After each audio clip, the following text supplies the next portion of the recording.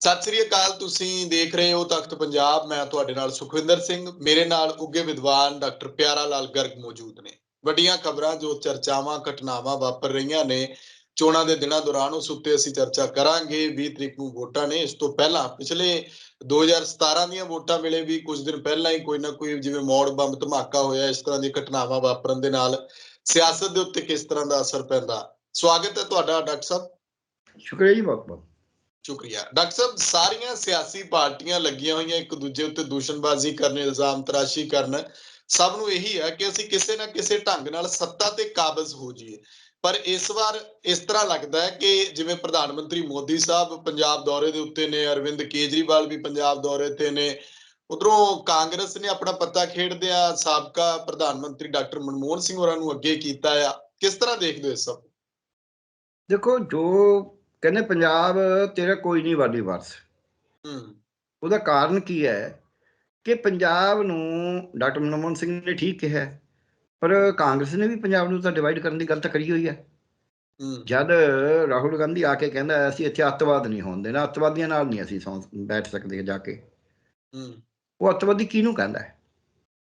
ਇਹ ਜਦ ਜਿਹੜੇ ਮੋਦੀ ਸਾਹਿਬ ਆ ਕੇ ਕਹਿੰਦੇ ਨੇ ਵੀ ਮੈਂ ਬਚ ਕੇ ਜਾ ਰਿਹਾ, ਉਹ ਕਿਹਦੀ ਸਪੋਰਟ ਕਰ ਰਿਹਾ, ਕਿਹਨੂੰ ਗੱਲ ਕਰ ਰਿਹਾ? ਜਦੋਂ ਕਹਿੰਦੇ ਇੱਥੇ ਭਾਈ ਖਾਲਿਸਤਾਨੀ ਆ ਗਏ, ਇੱਥੇ ISI ਦੇ ਏਜੰਟ ਆ ਗਏ। ਸੋ ਇਹ ਜਿਹੜਾ ਕੁਛ ਹੈ, ਜਿਹੜਾ ਅਰਵਿੰਦ ਕੇਜਰੀਵਾਲ ਹੈ, ਉਹ ਵੀ ਉਹੀ ਹਿੰਦੂ ਤੇ ਸਿੱਖ ਵਾਲੀ ਭਾਸ਼ਾ ਮਾੜੀ ਮੋਟੀ ਵਰਤਦਾ ਹੈ, ਭਾਵੇਂ ਕਿ ਉਨੀ ਨਹੀਂ ਵਰਤਦਾ ਉਹ। ਉਹਨੂੰ ਅੱਜ ਜੋ ਪੰਜਾਬ ਦੀ ਹਾਲਤ ਹੈ ਉਹਦੇ ਵਿੱਚ ਕਾਂਗਰਸ ਨੇ ਤਾਂ ਆਪਦੇ ਆਪ ਨੂੰ ਹੀ ਹਰਾਉਣ ਦਾ ਫੈਸਲਾ ਕਰਿਆ ਹੋਇਆ।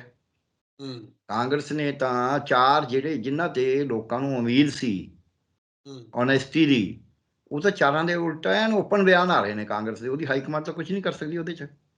ਬਿਲਕੁਲ। ਰਾਣਾ ਗੁਰਜੀਤ ਬਾਬਰ ਕੇ ਕਹਿ ਰਿਹਾ ਹੈ ਵੀ ਮੈਂ ਸੁਖਪਾਲ ਖਹਿਰੇ ਨੂੰ ਤੇ ਨਵਤੇਜ ਚੀਮੇ ਨੂੰ ਜਿੱਤਣ ਨਹੀਂ ਦੇਣਾ, ਤੇ ਨਾਲ ਹੀ ਉਹ ਇੰਡਾਇਰੈਕਟਲੀ ਪ੍ਰਗਟ ਸਿੰਘ ਤੇ ਵੀ ਕਹਿ ਰਿਹਾ। ਚੰਨੀ ਦਾ ਰਿਸ਼ਤੇਦਾਰ KP ਵੀ ਕਹਿ ਰਿਹਾ, ਮਹਿੰਦਰ KP ਵੀ ਮੈਂ ਵੀ ਨਹੀਂ ਜਿੱਤਣ ਦੇਣਾ ਪ੍ਰਗਟ ਨੂੰ, ਕਾਂਗਰਸ ਦੇ ਕੈਂਡੀਡੇਟ ਨੂੰ। ਚੰਨੀ ਸਾਹਿਬ ਦਾ ਆਪਦਾ ਭਰਾ ਹੈ ਜਿਹੜਾ ਸਕਾ, ਕਹਿੰਦੇ ਵੀ ਅਸੀਂ ਤਾਂ ਇੱਕੋ ਆ ਦੋਨੇ, ਕਹਿੰਦੇ ਨੇ। ਉਹ ਵੀ ਚੰਨੀ ਸਾਹਿਬ ਵੀ ਕਹਿੰਦੇ ਨੇ, ਉਹਨਾਂ ਦਾ ਭਰਾ ਵੀ ਕਹਿੰਦਾ। ਉਹ ਕਹਿੰਦੇ ਮੈਂ ਇੱਥੇ ਉਹਨੂੰ ਗੁਰਪ੍ਰੀਤ GP ਨੂੰ ਨਹੀਂ ਜਿੱਤਣ ਦੇਣਾ। ਜਿਹੜਾ ਬਾਜਵਾ ਸਾਹਿਬ ਹੈ ਉਹਨਾਂ ਨੇ ਆਪਦਾ ਭਰਾ ਉਧਰ ਤੋੜ ਹੀ ਦਿੱਤਾ BJP 'ਚ, ਬਟਾਲੇ 'ਚ ਅਸ਼ਵਨੀ ਸੇਖੜੀ ਦੇ ਖਿਲਾਫ ਖੜਾ ਹੈ। ਤੇ ਸੁਖ ਜਿਹੜਾ ਹੈਗਾ ਆਪਣਾ ਰਾਜਾ ਵੜਿੰਗ ਨੂੰ, ਜਿਹੜਾ ਹੈਗਾ ਇਹਨਾਂ ਦਾ ਵਿੱਤ ਮੰਤਰੀ, ਉਹ ਕਹਿੰਦਾ ਮੈਂ ਨਹੀਂ ਜਿੱਤਣ ਦੇਣਾ। ਮਨਪ੍ਰੀਤ ਬਾਦਲ ਤੇ ਮਨਪ੍ਰੀਤ ਬਾਦਲ ਨੂੰ ਜਿਤਾਉਣ ਤੇ ਬਾਦਲ ਅਕਾਲੀ ਦਲ ਲੱਗਿਆ ਹੋਇਆ ਜ਼ੋਰ। ਤੇ ਇਸੇ ਤਰ੍ਹਾਂ ਹੀ ਸਿੱਧੂ ਨੂੰ ਹਰਾਉਣ ਤੇ ਸਾਰੇ ਹੀ ਲੱਗੇ ਹੋਏ ਨੇ, ਅਕਾਲੀ ਵੀ, BJP ਵੀ, ਕੈਪਟਨ ਅਮਰਿੰਦਰ ਸਿੰਘ ਵੀ, ਤੇ ਜਿਹੜੇ ਕਾਂਗਰਸੀਆਂ ਦੇ ਆਪਦੇ ਅੰਦਰਲੇ ਨੇ ਉਹ ਵੀ। ਹੁਣ ਜੇ ਉਹ ਲੋਕ ਜਿਨ੍ਹਾਂ ਦੇ ਉੱਤੇ ਮਾੜਾ ਮੋਟਾ ਲੋਕਾਂ ਨੂੰ ਭਰੋਸਾ ਹੈ ਕਿ ਯਾਰ ਕੁਛ ਕਰਨ ਵਾਲੇ ਨੇ, ਬੇਈਮਾਨ ਨਹੀਂ ਹੈਗੇ। ਸੁਖਪਾਲ ਖਹਿਰਾ UAPA ਦੇ ਖਿਲਾਫ, ਬਰਗਾੜੀ ਕਾਂਡ ਦੇ ਵਾਸਤੇ ਹਰ ਜਗ੍ਹਾ 'ਤੇ ਖੜਿਆ ਉਹ। ਤੇ ਪਰ ਜਿਹੜਾ ਬੰਦਾ ਰੇਤ ਮਾਫੀਆ 'ਚ ਫੜਿਆ ਜਾਂਦਾ, ਉਹਦੇ 'ਚ ਸਾਰੀ ਕਾਂਗਰਸ ਲਟਾਪਿੰਗ ਹੋ ਜਾਂਦੀ ਆ, ਭਾਰਤ ਦੀ ਕਾਂਗਰਸ ਤੱਕ। ਫਿਰ ਉਹਦੇ 'ਚ ਆਪਾਂ ਸਮਝ ਹੀ ਸਕਦੇ ਹਾਂ। ਇਹੀ ਅਕਾਲੀਆਂ ਦਾ ਹਾਲ ਹੈ। ਅਕਾਲੀਆਂ ਨੇ BJP ਨੂੰ ਜਾਂ ਕਾਂਗਰਸ ਨੂੰ ਸਿਰਫ ਇਸ ਗੱਲ ਦੇ ਉੱਤੇ ਕਹਿਣਾ ਹੈ ਵੀ ਇਹਨਾਂ ਨੇ ਉਹ ਸਕਾਲਰਸ਼ਿਪ ਦਾ ਫਲਾਣਾ, ਹਰੇਕ ਦਲਿਤ ਨੌਨ ਦਲਿਤ ਦਾ ਕਾਰਡ ਵੀ ਖੇਡਦੇ ਨੇ, ਸਾਰਾ ਕੁਛ ਖੇਡਦੇ ਨੇ। ਪਰ ਉਹਨਾਂ ਨੇ ਕਦੇ ਪੰਜਾਬ ਦੇ ਹਿੱਤ ਦੀ ਤਾਂ ਹੁਣ ਗੱਲ ਨਹੀਂ ਕਰ ਰਹੇ ਵੀ ਪੰਜਾਬ 'ਚ ਕੀ ਹੋਵੇ। ਪੰਜਾਬੀ ਭਾਸ਼ਾ ਤੇ ਉਸ ਤਰੀਕੇ ਨਾਲ ਨਹੀਂ ਬੋਲੇ। ਜਿੱਦਾਂ ਕਹਤਾ ਵੀ ਇਹ ਯਾਦ ਰੱਖੋ 84 ਨੂੰ, ਉਦੋਂ ਨਹੀਂ ਬੋਲੇ।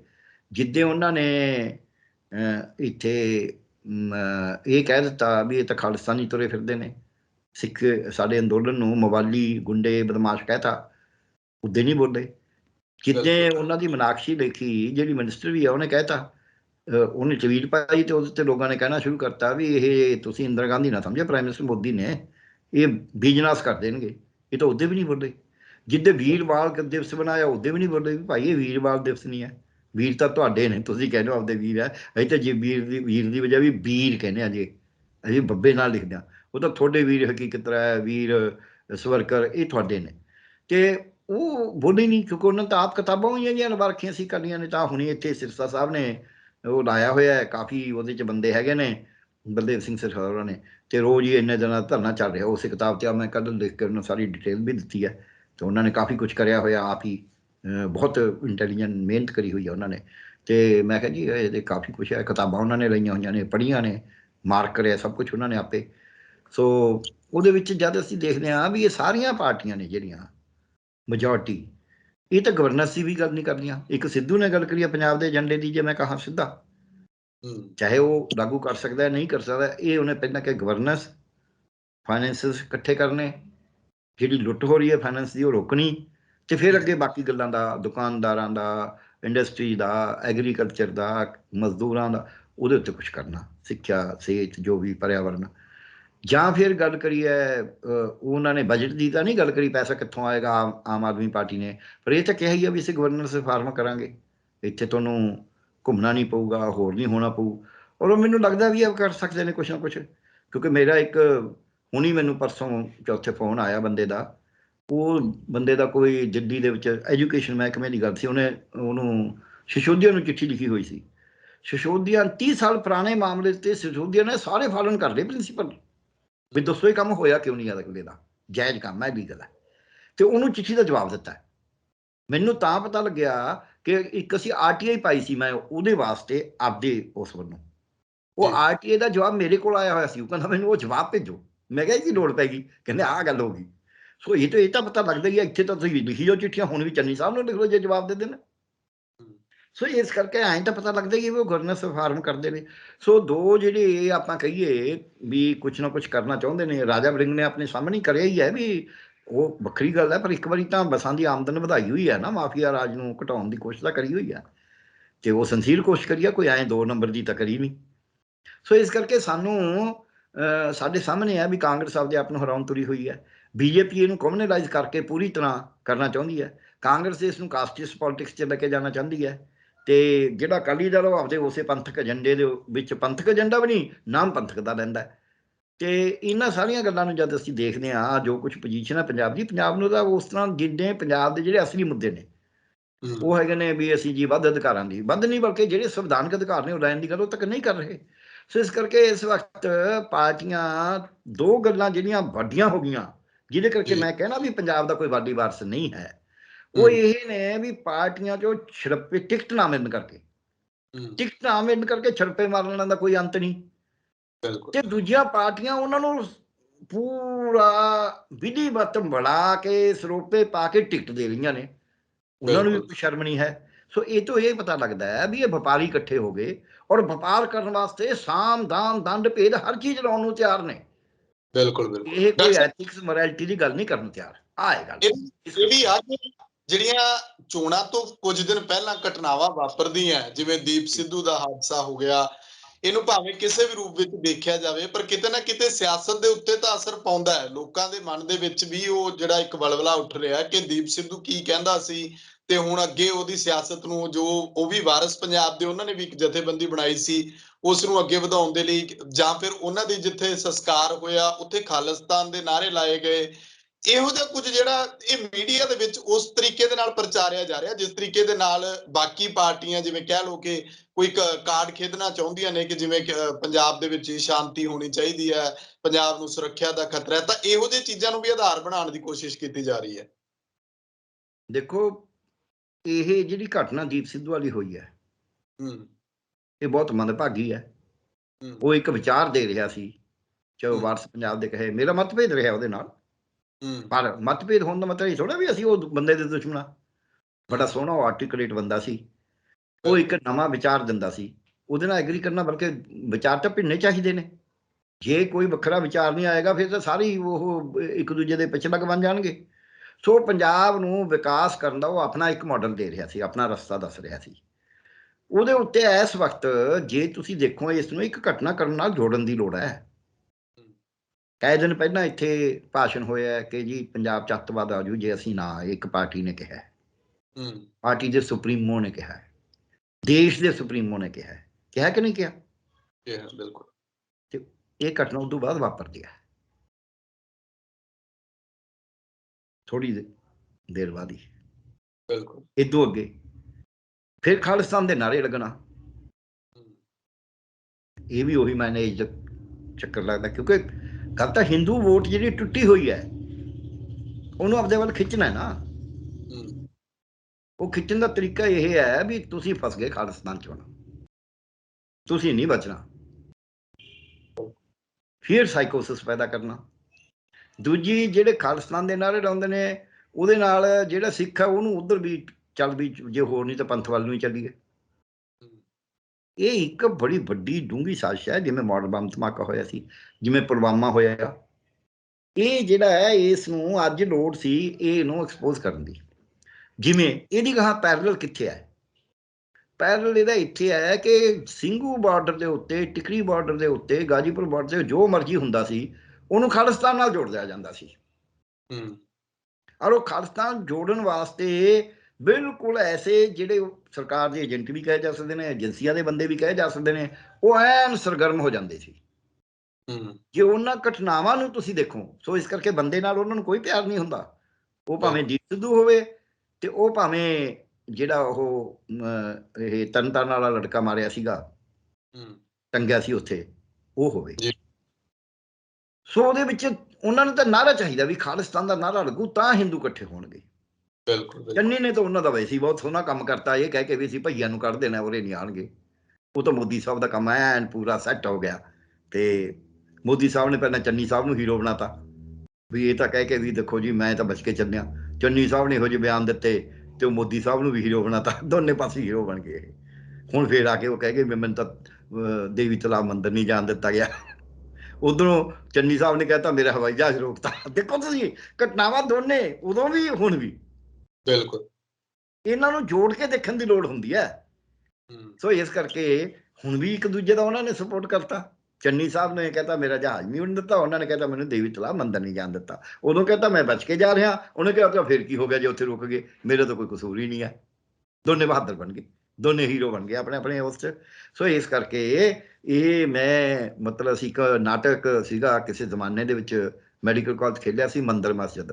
ਉਹਦੇ 'ਚ ਉਹ ਜਿਹੜੇ ਮੰਦਰ ਵਾਲੇ ਨੇ ਤੇ ਮਸਜਿਦ ਵਾਲੇ ਨੇ ਰਾਏ ਕਰਦੇ ਨੇ ਵੀ ਆਪਾਂ ਇਹਨਾਂ ਨੂੰ ਕਿਵੇਂ ਲੜਾਉਣਾ, ਹੁਣ ਸਲਾਹ ਕਰਦੇ ਨੇ ਵੀ ਐਂ ਕਰੀਏ, ਤੁਸੀਂ ਐਂ ਕਰੋ ਅਸੀਂ ਐਂ ਕਰਾਂਗੇ।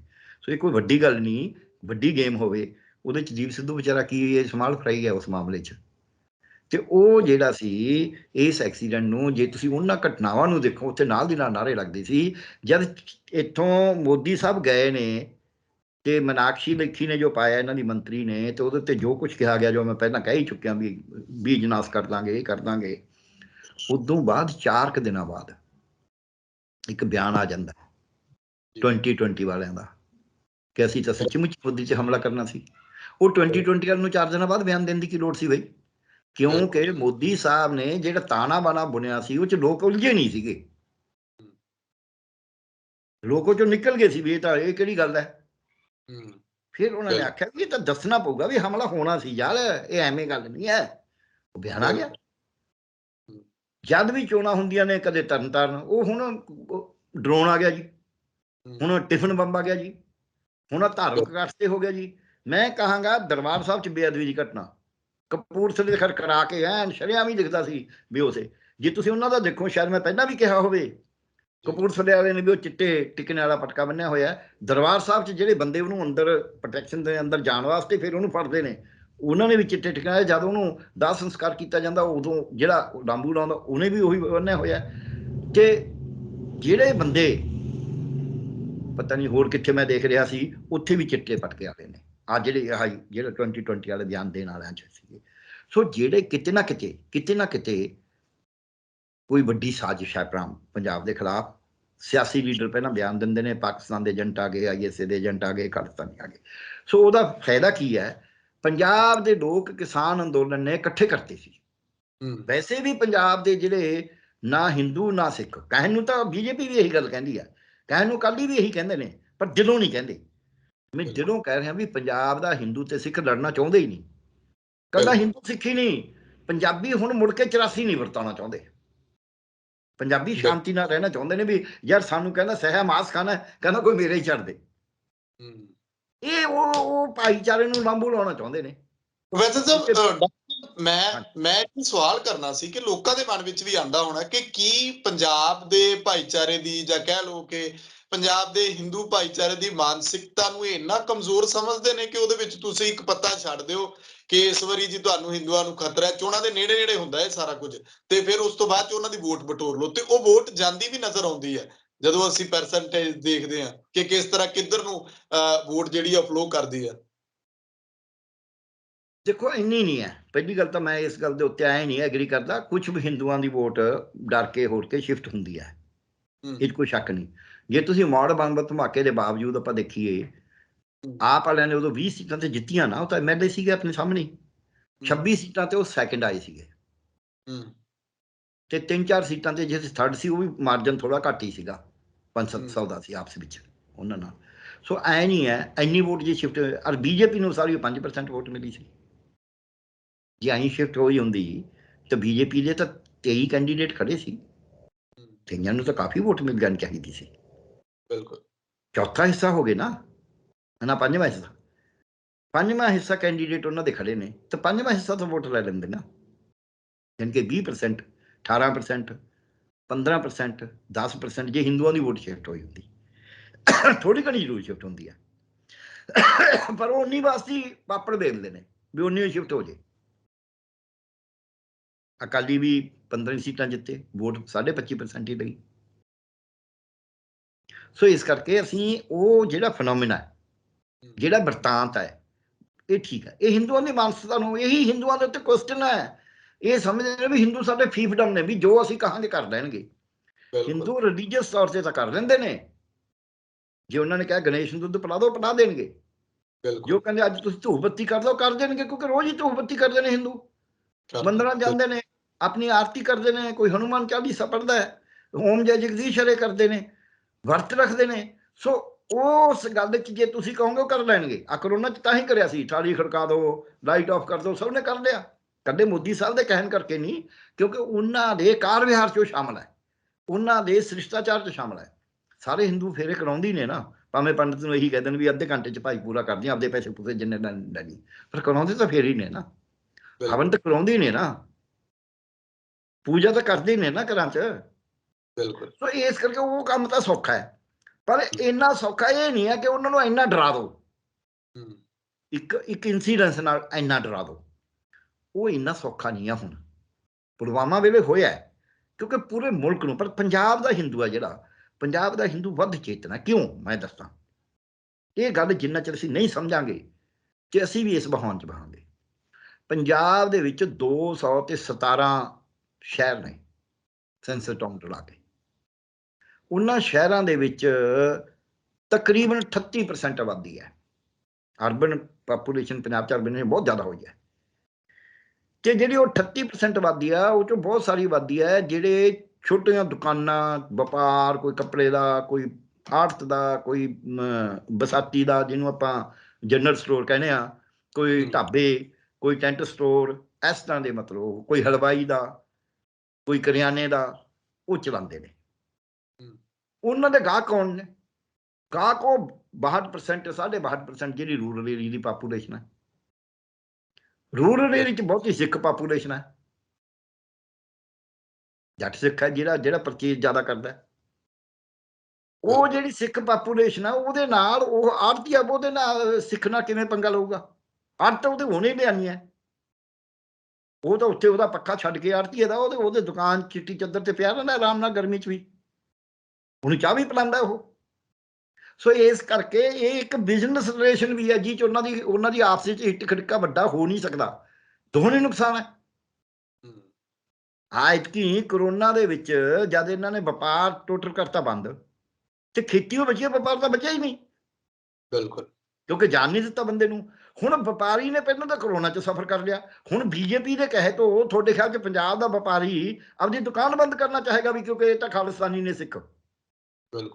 ਸੋ ਇਸ ਕਰਕੇ ਮਾਨਸਿਕਤਾ ਜਿਹੜੀ ਹੈ ਸਿੱਖ ਤੇ ਹਿੰਦੂ ਦੀ, ਇਹ ਲੜਾਈ ਜਿਹੜੀ ਕਰਾਉਣਾ ਚਾਹੁੰਦੇ ਨੇ, ਸਿਵਾਏ ਇਹਨਾਂ ਦੇ ਖਾਸ ਬੰਦੇ, ਜਿਵੇਂ ਉਹ ਇੱਕ ਪੀਲਾ ਜਿਹਾ ਪਾ ਕੇ ਚੋਗਾ ਉੱਥੇ ਆ ਕੇ ਖੜ ਗਿਆ, ਮੈਂ ਤਾਂ ਅੰਬਾਨੀ ਦੇ ਨਾਲ ਆ, ਉਹ ਕਿਸਾਨੀ ਅੰਦੋਲਨ 'ਚ ਵੀ ਇਹਨਾਂ ਨੇ ਇਹੀ ਕੁਛ ਕਰਿਆ। ਹਰਜੀਤ ਗਰੇਵਾਲ ਜੀ ਕਹਿੰਦੇ ਰਹੇ ਰੋਜ਼ ਹੀ, ਲੈ ਐਂ ਹੋ ਜੂ, ਫਲਾਣਾ ਹੋ ਜੂ, ਆਪਣਾ ਉਹ ਜੈਨੀ ਜੀ ਕਹਿੰਦੇ ਰਹੇ ਇਹ ਬਿੱਲ ਨਹੀਂ ਵਾਪਸ ਹੋਣੇ, ਅਮੈਂਡਮੈਂਟ ਕਰਾ ਲਓ। ਫਿਰ ਇਹਨੂੰ ਪੁੱਛਿਆ ਵੀ ਨਹੀਂ ਜਦ ਵਾਪਸ ਹੋਏ। ਹਰਜੀਤ ਗਰੇਵਾਲ ਨੂੰ ਇੱਥੇ ਰਾਜਪੁਰੇ 'ਚ ਇੱਕ ਇਕੱਲੇ ਨੌਜਵਾਨ ਨੇ ਬਾਣੇ ਪਾ ਰੱਖਿਆ ਸੀ, ਘੁੰਮਦਾ ਫਿਰਦਾ ਸੀ ਸਿਕਿਉਰਿਟੀ ਦੇ ਬਾਵਜੂਦ। ਇਹ ਜਿਹੜੇ ਲੋਕ ਨੇ, ਇਹਨਾਂ ਨਾਲ ਕੁਛ ਲੋਕ ਰਲੇ ਹੋਏ ਨੇ, ਉਹ ਸੋਸ਼ਲ ਮੀਡੀਆ 'ਚ ਹੋਰ 'ਚ ਉਹ ਬਹੁਤ ਸਾਰਾ ਗੰਦ ਵੀ ਬਕਦੇ ਨੇ, ਉਹ ਗਾਲੀ ਗਲੋਚ ਵੀ ਕਰਦੇ ਨੇ, ਕਿਉਂਕਿ ਉਹਨਾਂ ਨੂੰ ਸਿਖਾਈ ਇਹ ਹੈ। ਆਪਾਂ ਕੀ ਕਰ ਸਕਦੇ? ਜਿਸ ਦੇ ਮਾਂ ਬਾਪ ਨੇ, ਜਿਸ ਦੇ ਗੁਰੂਜਨਾਂ ਨੇ ਕੋਈ ਭਾਸ਼ਾ ਚੰਗੀ ਸਿਖਾਈ ਹੋਈ ਨਹੀਂ, ਤੇ ਫਿਰ ਜੋ ਜੀ ਸਿਖਾਈਏ ਉਹੀ ਬੋਲੇਗਾ ਨਾ, ਜਾਂ ਜੋ ਬੋਲਦਾ ਹੈ ਆਪਾਂ ਸਮਝਾਂਗੇ ਉਹੀ ਜੋ ਸਿੱਖੀ ਹੈ ਉਹਨੇ। ਸੋ ਇਸ ਕਰਕੇ ਇੰਨਾ ਪਾਲਾ ਨਹੀਂ ਪਾ ਸਕਦੇ, ਪਰ ਪਾਲਾ ਪਾਉਣ ਦੀ ਇਹ ਪੂਰਾ ਵੱਡਾ ਯਤਨ ਹੈ। ਬਿਲਕੁਲ ਡਾਕਟਰ ਸਾਹਿਬ, ਜਦੋਂ ਆਪਾਂ ਹਿੰਦੂ ਸਿੱਖ ਦੀ ਗੱਲ ਕਰਦੇ ਆ, ਉਹਦੇ ਵਿੱਚ ਪੰਜਾਬ ਦੇ ਵਿੱਚ ਮੈਂ ਦੇਖਿਆ ਕਿ ਡੇਰਿਆਂ ਦੇ ਪਿੱਛੇ ਜਿਹੜੇ ਨੇ, ਡੇਰਾ ਬਿਆਸ ਹੋ ਗਿਆ, ਡੇਰਾ ਸਿਰਸਾ ਹੋ ਗਿਆ, ਜਾਂ ਹੋਰ ਜਿੰਨੇ ਜਾਤੀ ਆਧਾਰਿਤ ਡੇਰੇ ਹੋ ਗਏ, ਜਾਂ ਜਿਵੇਂ ਵੀ ਧਰਮ ਆਧਾਰਿਤ ਡੇਰੇ ਖੁੱਲਦੇ ਨੇ, ਉਹਨਾਂ ਦੇ ਵਿੱਚ ਵੀ ਹਿੰਦੂਆਂ ਦੇ ਵਿੱਚੋਂ ਵੀ ਨੇ ਜਿਨ੍ਹਾਂ ਨੇ ਨਾਮਦਾਨ ਉਹਨਾਂ ਦੇ ਲਏ ਹੋਏ, ਤੇ ਸਿੱਖਾਂ ਦੇ ਵਿੱਚੋਂ ਵੀ ਨੇ, ਤੇ ਬਾਕੀ ਭਾਈਚਾਰਿਆਂ ਦੇ ਵਿੱਚੋਂ ਵੀ ਹੈਗੇ ਨੇ, ਈਸਾਈਆਂ ਦੇ ਭਾਵੇਂ ਆਪਣੇ ਹੋਣ, ਇਹ ਸਾਰਾ ਕੁਝ ਆ। ਪਰ ਜਿਵੇਂ ਗ੍ਰਹਿ ਮੰਤਰੀ ਅਮਿਤ ਸ਼ਾਹ ਨੇ ਡੇਰਾ ਬਿਆਸ ਨਾਲ ਮੁਲਾਕਾਤ ਕੀਤੀ, ਜਿਸ ਤਰੀਕੇ ਨਾਲ ਪ੍ਰਧਾਨ ਮੰਤਰੀ ਸਾਹਿਬ ਦੀ ਮੁਲਾਕਾਤ ਹੋਈ, ਉਧਰੋਂ ਡੇਰਾ ਸਿਰਸਾ ਵਾਲੇ ਚੁੱਪ ਵੱਟੀ ਬੈਠੇ ਨੇ। ਹਾਲਾਂਕਿ ਉਹਨਾਂ ਦਾ ਇੱਕ ਸੈਕਸ਼ਨ ਜਿਹੜਾ, ਕਿਉਂਕਿ ਧੜੇਬੰਦੀਆਂ ਉਹਨਾਂ ਵਿੱਚ ਵੀ ਨੇ, ਇੱਕ ਸੈਕਸ਼ਨ ਜਿਹੜਾ ਉਹ ਮੇਰੇ ਕੋਲੇ ਉਹਨਾਂ ਦਾ ਵੀ ਮੈਸੇਜ ਆਇਆ ਸੀ ਕਿ ਅਸੀਂ ਇਸ ਵਾਰ ਬਟਨ ਦਬਾਵਾਂਗੇ, ਉਹ ਨੋਟਾਂ ਦਾ ਬਟਨ ਤਿਆਰ ਕਰਨ ਬੈਠੇ ਕਿ ਅਸੀਂ ਉਧਰਲੇ ਪਾਸੇ ਜਾਣਾ। ਇਹਨੂੰ ਕਿੱਦਾਂ ਦੇਖਿਆ ਜਾਵੇ ਹੁਣ, ਕਿਉਂਕਿ ਇਹ ਹਿੰਦੂ ਸਿੱਖ ਦੀ ਜਿਹੜੀ ਉਹਦੇ ਵਿੱਚ ਇੱਕ ਡੇਰਾਵਾਦ ਵੀ ਆਉਂਦਾ। ਬਿਲਕੁਲ ਠੀਕ ਹੈ, ਤੁਸੀਂ ਪਹਿਲੀ ਗੱਲ ਤਾਂ ਇਹ ਸਹੀ ਐਨਾਲਿਸਿਸ ਕਰਿਆ। ਡੇਰਿਆਂ 'ਚ ਸਾਰੀ ਤਰ੍ਹਾਂ ਦੀ ਬੰਦੇ ਜਾਂਦੇ ਨੇ। ਜਿਵੇਂ ਜਿਹੜਾ ਡੇਰਾ ਬੱਲਾ ਹੈ ਉੱਥੇ ਜ਼ਿਆਦਾ ਰਵਿਦਾਸੀ ਜਿਹੜੇ ਨੇ ਉਹ ਜਾਂਦੇ ਨੇ, ਉਹ ਚਾਹੇ ਸਿੱਖ ਨੇ ਚਾਹੇ ਹਿੰਦੂ ਨੇ। ਰਵਿਦਾਸੀ ਹਿੰਦੂ ਵੀ ਤਾਂ ਹੈਗੇ ਨਾ, ਰਵਿਦਾਸੀ ਸਿੱਖ ਵੀ ਹੈਗੇ ਨੇ, ਕਹਿੰਦੇ ਰਮਦਾਸੀਆ ਸਿੱਖਾਂ ਜੀ ਮੈਂ ਤਾਂ। ਇਸੇ ਤਰ੍ਹਾਂ ਹੀ ਜਿਹੜਾ ਡੇਰਾ ਸਿਰਸਾ ਹੈ ਉਹਦੇ ਕੋਲ ਵੀ ਜ਼ਿਆਦਾ ਸ਼ਡਿਊਲਡ ਕਾਸਟ ਜਾਂਦੇ ਨੇ, ਉਹ ਚਾਹੇ ਹਿੰਦੂ ਨੇ ਚਾਹੇ ਸਿੱਖ ਨੇ। ਇਸੇ ਤਰ੍ਹਾਂ ਹੀ ਜਿਹੜਾ ਡੇਰਾ ਬਿਆਸ ਹੈ ਉਹਦੇ 'ਚ ਹਿੰਦੂ ਸਿੱਖ ਦੋਨੇ ਜਾਂਦੇ ਨੇ। ਇਹ ਤਾਂ ਜੀ ਸ਼ਰਾਬ ਛੁਡਾ ਦਿੰਦਾ ਹੈ, ਵੱਡਾ ਕਾਰਨ ਉਹਦਾ ਇਹ ਹੈ, ਸ਼ਰਾਬ ਛੁਡਾ ਦਿੰਦਾ ਹੈ ਜੀ। ਬੜੀ ਡਿਸਿਪਲਿਨ ਬੜਾ ਹੈ ਜੀ, ਬੜਾ ਅਨੁਸ਼ਾਸਨ ਦੇ ਨਾਲ ਕੰਮ ਕਰਦੇ ਨੇ, ਬੜੇ ਭਲੇ ਨੇ ਜੀ, ਕੰਨ 'ਚ ਨਾਮਦਾਨ ਦਿੰਦੇ ਨੇ ਜੀ। ਤੇ ਜਿਹੜੇ ਨਿਰੰਕਾਰੀ ਨੇ ਉਹਨਾਂ ਨਾਲ ਪਹਿਲਾਂ ਸਿੱਖ ਜਾਂਦੇ ਸੀ, ਹੁਣ ਸਿੱਖ ਨਹੀਂ ਬਹੁਤੇ ਜਾਂਦੇ।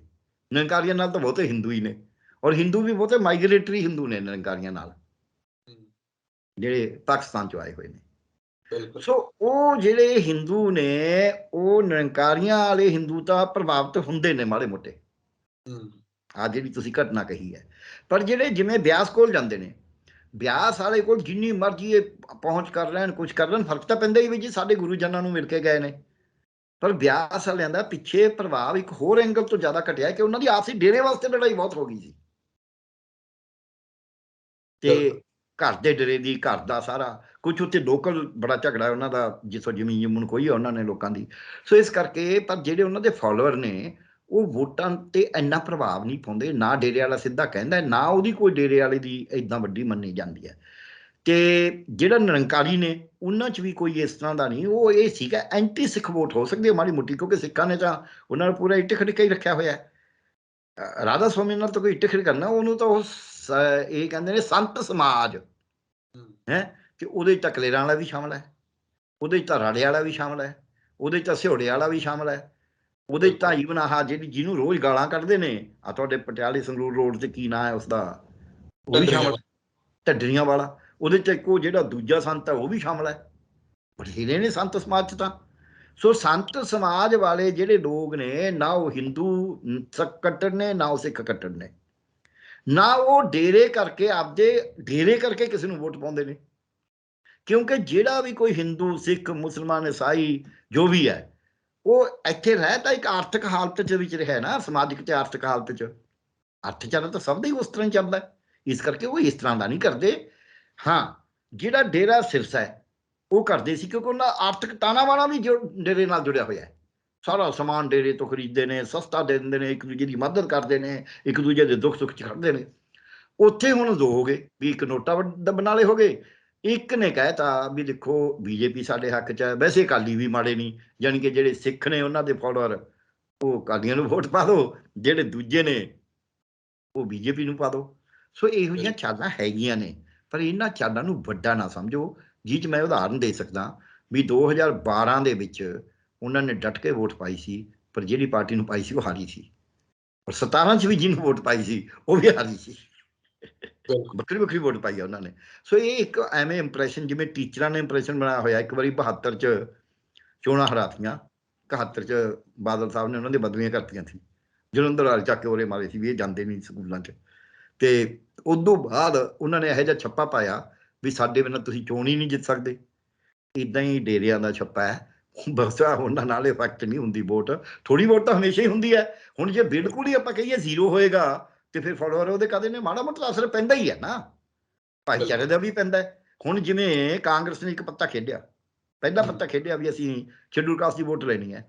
ਜਿੰਨੀ ਕੁ ਵੋਟ ਸ਼ਡਿਊਲ ਕਾਸਟ ਦੀ ਵੋਟ ਡੈਫੀਨਿਟਲੀ ਵਧੂਗੀ। ਜੇ ਕੋਈ ਕਹੇ ਵੀ ਚੰਨੀ ਕਰਕੇ ਸ਼ਡਿਊਲ ਕਾਸਟ ਦੀ ਵੋਟ ਨਹੀਂ ਵਧਣੀ, ਅਤਕਥਨੀ ਹੋਏਗੀ।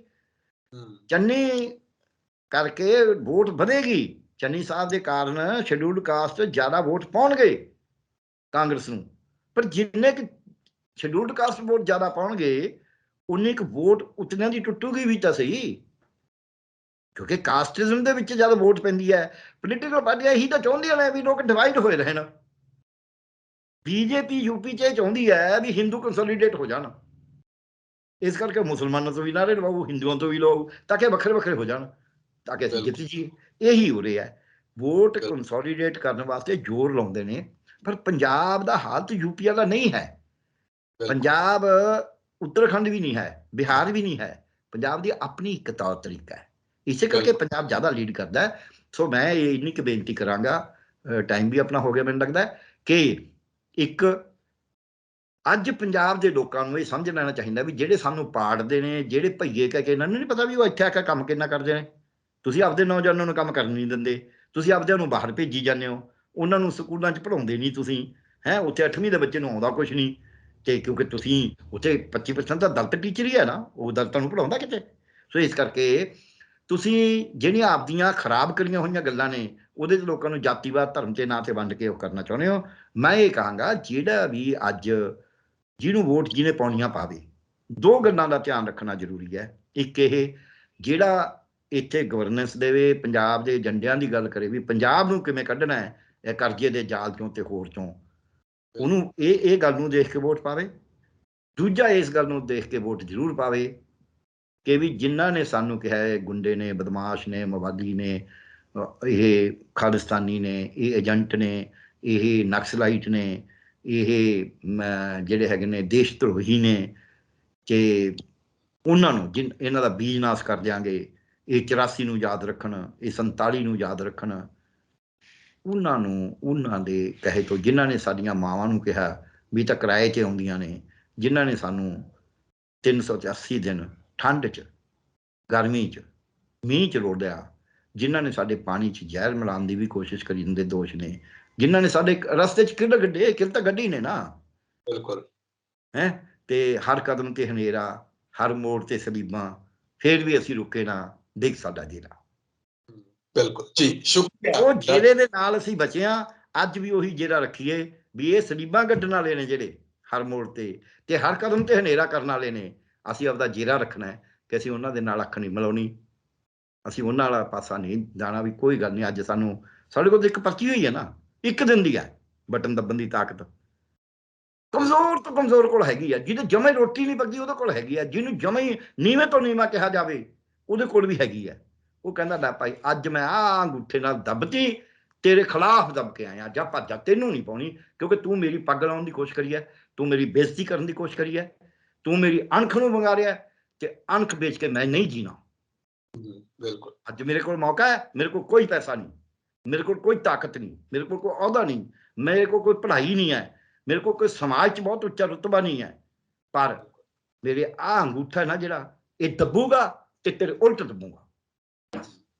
ਬਿਲਕੁਲ ਜੀ, ਸ਼ੁਕਰੀਆ ਡਾਕਟਰ ਸਾਹਿਬ, ਧੰਨਵਾਦ ਤੁਹਾਡਾ। ਸ਼ੁਕਰੀਆ ਜੀ। ਮੇਰੇ ਨਾਲ ਮੌਜੂਦ ਸਨ ਉੱਘੇ ਵਿਦਵਾਨ ਡਾਕਟਰ ਪਿਆਰਾ ਲਾਲ ਗਰਗ। ਸਵਾਲ ਹੋਰ ਵੀ ਬਹੁਤ ਨੇ ਜਿਹੜੇ ਤੁਹਾਡੇ ਤੇ ਸਾਡੇ ਮਨਾਂ ਦੇ ਵਿੱਚ ਉੱਠਦੇ ਨੇ, ਉਹਨਾਂ ਬਾਰੇ ਅੱਗੇ ਚਰਚਾ ਜਾਰੀ ਰਹੇਗੀ। ਤੁਸੀਂ ਆਪਣੇ ਵਿਚਾਰ ਕਮੈਂਟ ਜ਼ਰੂਰ ਕਰਿਓ। ਤਖਤ ਪੰਜਾਬ ਨੂੰ ਸਬਸਕ੍ਰਾਈਬ ਕਰੋ। ਮੈਨੂੰ ਇਜਾਜ਼ਤ ਦਿਓ, ਧੰਨਵਾਦ।